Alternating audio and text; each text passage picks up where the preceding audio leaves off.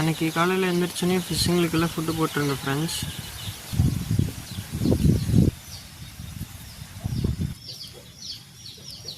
ஒரு ரெட்டிக்காக ஃபுட்டு போட்டு பார்க்கும்போது நம்ம ட்ராகனில் போய் குட்டி போட்டுருந்துச்சு ஃப்ரெண்ட்ஸ். அந்த குட்டிங்களை காட்டுற பாருங்கள் ஃப்ரெண்ட்ஸ். இதான் பேரண்ட்டு, பார்த்துக்குங்க.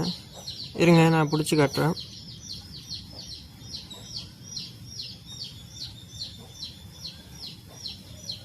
ஃப்ரெண்ட்ஸ் இதான் ஃபீமேலு, நல்லா பெருசாக இருக்குது பாருங்கள்